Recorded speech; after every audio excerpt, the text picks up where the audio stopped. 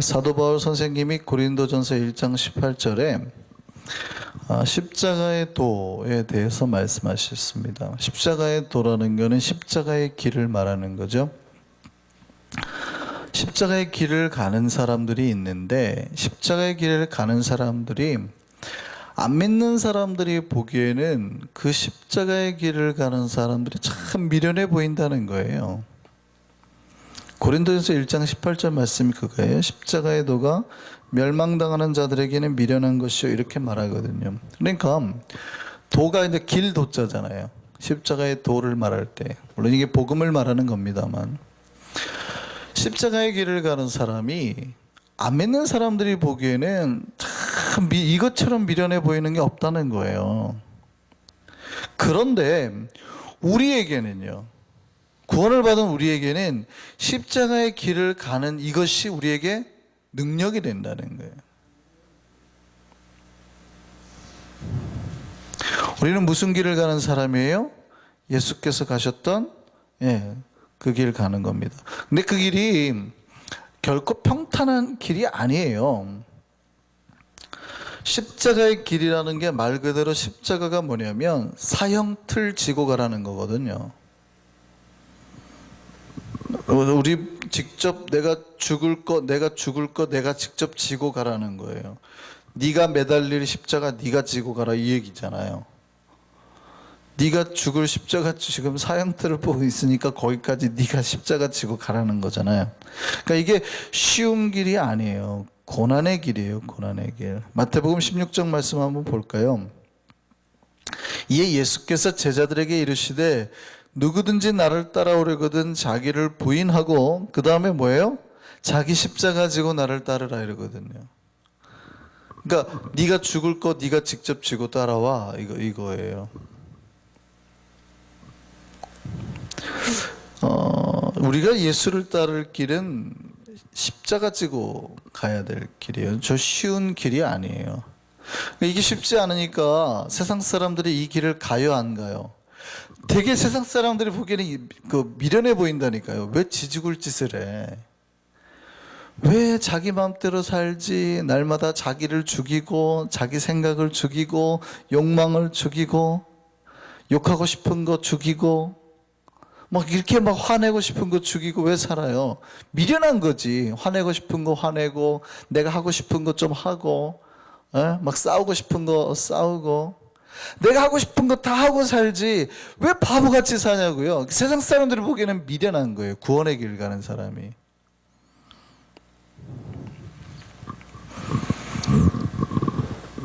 그런데요, 세상 사람들이 가는 그 길은 넓어요. 많이 가요. 그러면서 100명 중에 99명이 가면서 한 명 보고 손가락질 해봐요. 한 명 바보 되잖아요. 제 바보네 바보. 다 가는데 혼자 안 가고 있네. 혼자 저 길을 가겠다고 해버리면 바보가 되는 거예요. 신자의 길은 세상 사람들이 보기에는 미련해 보이는 바보가 되는 길이라니까요. 마태복음 7장 말씀 보겠습니다. 그런데 예수께서 우리 보고 어디로 들어가래요? 좁은 문으로 들어가요. 좁은 문으로. 멸망으로 들어가는 문은 크고 넓어요. 그 길이 어떻다고요? 넓어요. 근데 거기로 가는 사람은 많아요. 자기 마음대로 하고 싶고, 돈 때문에 살고, 이것 때문에 사는 사람 많아요. 명예 때문에 살고. 근데 신자는 그것 때문에 사는 거래요? 아니라는 거예요. 그렇게 살면 신자가 아니라는 거예요. 생명을 인도하는 문은 어떻게 해요? 좁고 길이 협착해서, 좁다는 아주, 뭘 지고 가지도 못해요. 찾는 자가 적다는 거예요. 예수님이 우리에게 말씀하시는 그 길은 이런 거예요. 십자가의 길이에요. 죽음에 대한 길이에요. 많은 사람이 찾지 않는 고난의 길이에요. 이게 원래 기독교가 말하는 신앙의 정수입니다. 그래서 신앙의 깊이를 말하는 목회자는 반드시 성도의 고난에 대해서 설명을 하고 설교를 하죠. 이게 없으면 신앙이 깊어지지가 않아요. 아주 얕아져요. 한국교회가 많은 목회자들이 고난에 대해서 설명을 하지 않았어요. 그러니까 교인들이, 교회와 교인이 가볍고 경박해요. 교인들이 고난은 감당하지 않으려고 하고 십자가는 지지 않으려고 하고 복만 받기를 원하는 신자들로 가득해요. 조금만 십자가 지고 목숨 바치고 가자 그래도 피하려고 하는 거죠. 그런데 신자는 반드시 고난을 감내하려는 결단이 있어야 됩니다. 그러니까 신앙이라고 하는 거는 신앙생활을 시작하면 복을 받아요. 그죠? 당연해요. 복을 받지만 고난도 겪어야 된다는 거예요. 많은 한국교회가 영광을 얘기합니다. 영광. 예수 믿으면 만사형통한다. 기도하면 만사형통한다. 고통이 없고 아픔이 없고 문제가 해결되고 만사형통한다. 거짓말이라는 거예요. 거짓말. 그 거짓말이에요. 신앙생활 하면 고난이 오지 않을 거라는 말은 거짓말이라고요. 그렇게 말하는 목자는 사건 목자가 아니라 거짓 목자예요. 이거 구별할 줄 아셔야 돼요, 신자들이. 예수 믿으면 만사형통할 거고, 물론 그 만사형통의 의미는 알겠어요. 그죠? 의미는 우리가 알겠어요. 저도 가끔 만사형통이라는 말을 쓸 수도 있겠지만, 어떤 그 만사형통이라는 말이 하나님을 믿으면 고난조차도 복으로 돌아오니 이게 만사형통이라고 생각될 수도 있잖아요. 그러니까 그렇게 쓸 수는 있어요. 그런데 예수 믿으면 아무 문제가 없을 것처럼 하는 말은 성경을 잘못 가르치고 있는, 예수님이 그런 말 한 적이 없다 이 말이에요. 예수님은 정반대로 가르치셨어요. 정반대로. 신앙생활을 하려면 고난을 질 것부터 각오하고 따르라라고 말하는 거고. 근데 한국교회가 어떻게 가르쳐요? 신앙생활 하면 고난도 없고 사업도 잘 되고 만사형통한다 이렇게 가르쳤단 말이죠. 정반대예요. 여러분 예수를 믿으려고 하면 일사각오를 하고 예수를 따라야 돼요. 십자가 지고 예수 따라야 되는 거예요. 우리에겐 반드시 뭐가 있다고요? 고난이 있어요. 고난. 고난이 없는 신앙은 신앙이 아니에요. 그런데 기억하시기 바랍니다. 분명히 우리에게 고난이 있지만 그 고난이 하나님께서 우리에게 약속하신 영광과 비교할 수 없는 고난이라고요. 믿으십니까? 주님께서 우리에게 갚아주신 영광은 상상할 수 없는 복이요 그 큰 영광이에요. 기쁨이에요. 마치 이런 것 같아요. 어떤 회사에서 신입사원을 뽑는데 그 담당자가 이렇게 말해요. 우리 회사 오면 고생 하나도 안 합니다. 월급 많이 줍니다. 정말 고생 안 합니다. 아픔도 없고 슬픔도 없고 힘들지도 않습니다. 땀 한 방울 안 흘릴 겁니다. 우리 회사로 오세요. 사람들이 막 몰려들잖아요. 좋은 회사일까요? 나쁜 회사일까요? 자기 회사 사람들 막 오게 하려고 우리 회사로 오세요. 우리 회사는 힘든 것도 없어요. 월급만 많이 줘요. 이 회사 좋은 회사일까요? 나쁜 회사일까요? 다단계예요. 조심하세요. 그런 회사는 거의 다단계예요. 근데 어떤 사람이 그렇게 말하는데 신입사원 모집하고 있는 거 보니까 사장님이 보니까 그 담당자가 거짓말하고 있더라는 거예요. 사장님은 그렇게 말한 적이 없어요. 우리 사장님은. 우리 오너께서는 그렇게 말씀하신 적이 없다고요. 담당자들이 거짓말하는 거예요. 그러니까 정신 차리셔야 돼요. 우리 오너께서는 그렇게 말씀하신 것이 없어요. 사장님이 그 얘기 듣고 다시 교정하시죠. 아닙니다. 우리 회사 오시면 고생하실 겁니다. 죽도록 고생해야 됩니다.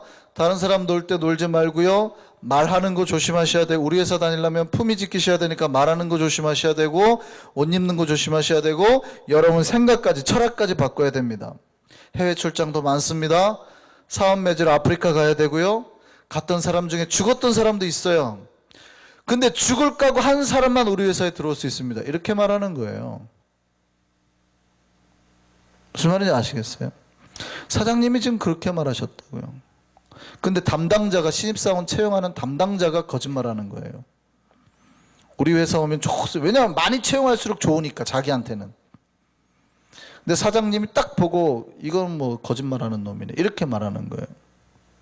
우리 사장님은 그렇게 말씀하신 적 없다고요. 목숨 바칠 각오하지 않으시면 우리 회사 들어와가지고 못 버티세요. 우리 회사는 그런 데예요. 이게 정상적인 회사의 신입생 모집이에요. 그런데 그 뒤에 사장님이 덧붙이시는 게 뭐냐면, 그런데 우리 회사는 다른 회사와 보상이 차원이 다릅니다. 네. 다른 회사는 월급 300만 원 주죠. 우리는 그런 회사 비교가 안 됩니다. 우리 연봉이 5억이에요. 50만 불이에요. 개인별로 50평 아파트도 줘요. 방 5개짜리. 전 사원에게 벤츠 500S를 줘요.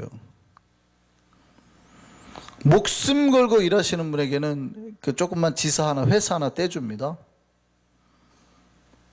이렇게 보상해 준다는 거예요. 괜찮지 않아요? 별로 안 괜찮은가 봐요. 오늘 성경이 말하는 게 그거예요. 생각하건대 현재의 고난은 장차 우리에게 나타날 영광과 비교할 수 없도다가, 제가 구체적으로 설명 말씀드리면 이거예요. 우리 회사 힘듭니다. 목숨 걸고 일하시지 않으면 안 됩니다. 그런데 우리 회사는 다른 회사랑 달라요. 연봉이 50만 불이라니까요. 아파트, 방 5개짜리 아파트 무상으로 공짜로 주는 거예요. 프리로 다 주는 거예요. 벤츠 500S 한 대씩 줘요. 목숨 바치면 지사 하나씩 떼줘 버리는 거예요.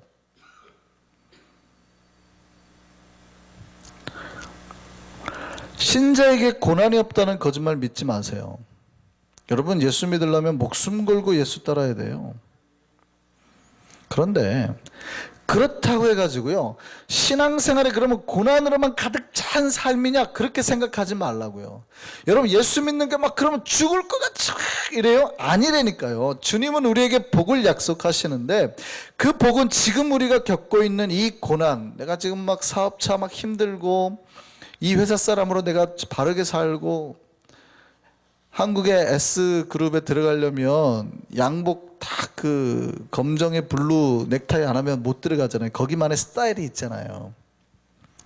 거기 딱 들어가면 그 회사 사람이 이제 다 알아요. 다.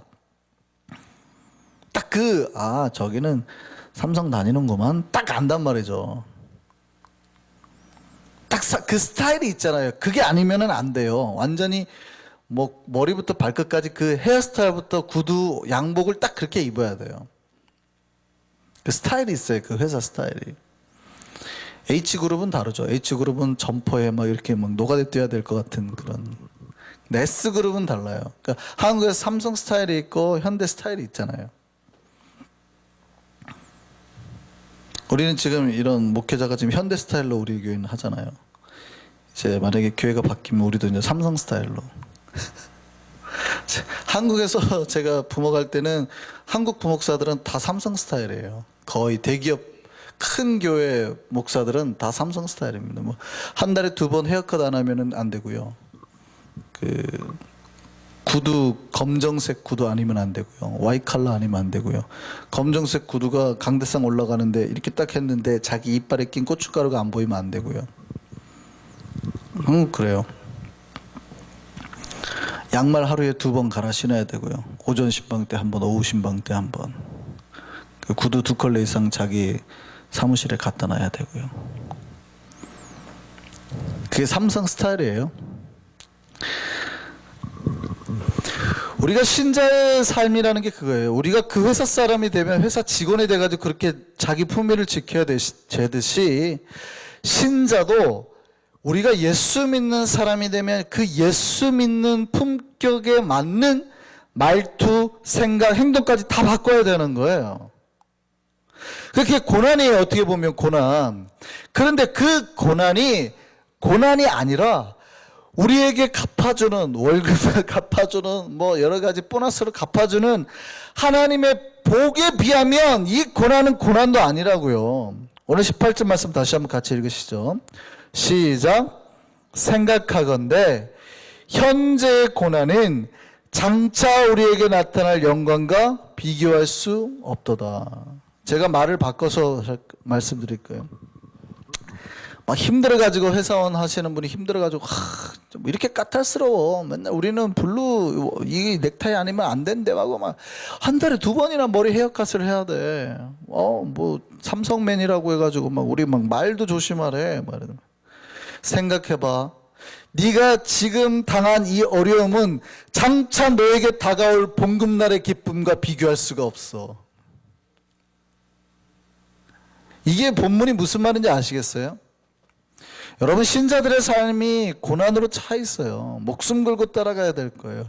근데 장차 우리에게 갚을 영광과 비교할 수 없다는 거예요. 이게 하나님이 우리에게 약속하신 복입니다. 신자는 반드시 고난을 준비하고 대비해야 됩니다. 근데 영광도 있다라는 거예요. 비교할 수 없는, 고난과는 비교할 수 없는 영광. 주님 우리에게 고난 말씀하십니다. 그 고난 피하지 말라고 합니다. 왜냐하면 영광이 어마어마하기 때문이에요. 여러분, 잡이 있어요. 잡이 하나 있는데 여러분 어떤 공장에서 1년 동안 일해야 됩니다. 근데 이 노동 조건이 좋지 않아요. 하루에 15시간 노동을 해야 돼요. 하루에 3끼 주고 거기서 잠자리도 제공하는데 1년간은 하루에 아침, 점심, 저녁 먹고 잠만 자고 일을 해야 돼요. 일할 사람 있을까요? 없을까요? 거의 없을 거예요. 왜냐하면 힘드니까. 노동 조건이 결코 좋지 않아요. 근데 제가 여러분에게 권했다고요. 팀한테 팀 가 그랬다고요. 그럼 나쁜 목사일까요? 좋은 목사일까요? 하루에 15시간 일을 해야 되고 밥 먹고 잠자고 일해야 되는 거예요. 그런데 예수님은 지금 그런 고통 받아들이라고 말하는 거예요. 왜냐하면 보수가 좋으니까, 페이가 좋으니까. 하루에 15시간 일했어요. 근데 1년 연봉이 10만 불이에요. 갈까요, 안 갈까요? 고개 갸웃하죠. 이렇게 고개 갸웃. 그 10만 불 받고 그렇게 노동하라 그러면 팀이 좀 이렇게 생각을 할 거예요. 저 목사가 좋은 목사인가 나쁜 목사인가. 이게 좋은 건지 나쁜 건지 모르겠다. 10만 불이면 괜찮은 것 같기도 하고. 근데 하루에 15시간을 1년을 진짜 잠만 자고 일을 해야 된다. 이게 좋은 건지 나쁜 건지 모르겠다. 근데 만약에 연봉이 1,000만 불이라면 어때요? 그럼 제가 좋은 목사 될까요? 나쁜 목사 될까요? 별로 1,000만 불의 개념이 없으시나 봐요. 제가 좋은 목사예요, 나쁜 목사예요? 똑같이 고생해요. 잘 들어보세요. 똑같이 고생해요. 하루에 15시간 일해야 되고 아침, 점심, 저녁 먹고 잠만 자고 일을 해야 돼요. 1년간 그게 컨트랙이에요. 근데 연봉이 1,000만 불이에요. 제가 팀한테 가라는 거죠. 야, 너 꼭 가. 제가 좋은 목사예요, 나쁜 목사예요? 예수님이 말씀하시는 게 그거예요. 신앙생활이라는 거는 각자의 십자가를 주고 목숨까지 내어놓고 예수님이 가셨던 고난의 길 따라 사는 삶이에요. 그게 없다고 부인해버리면 안 돼요. 그게 없다고. 그러니까 신앙생활에 고난이 없다고 가르치는 거는 무조건 잘못된 거예요. 여러분, 힘들다니까요. 예수 믿는다는 게 쉬운 게 아니에요. 그런데 그 고난이 주님이 약속하신 영광과는 비교도 할 수 없다고요. 그 주님이 갚아주신 복하고는 비교도 안 될 만큼 큰 거예요. 그러니까 우리가 15시간 일하고 1년 동안 그렇게 막 매어 사는 게 10만 불 준다 그러면 고민이 되는 거예요. 10만 불 꽤 큰데 할까 말까. 근데 15시간 막 매어 사는 거 이게 쉬운 일이 아닌데 할까 말까. 이게 헷갈리잖아요. 근데 1,000만 불 준다 그러면 여러분 자식 보낼까요, 안 보낼까요? 1년간 그렇게 일한다는, 1년 일하고 1,000만 불 번다는데 보낼까요, 안 보낼까요? 주님이 말씀하신 게 그거예요. 예수 믿는 게 고난이라는 건 맞아. 나도 알아. 근데 그 보상이라는 게 네가 상상할 수 없는 보상이라니까. 10만 불이면 나도 헷갈려. 보낼까 말까 우리 자식. 1,000만 불이잖아. 가야지. 네가 정신이 있다 그러면 가야지. 1년 고생하고 1,000만 불 번다는데 네가 왜 안 가? 그럴 거 아니에요? 똑같다니까요.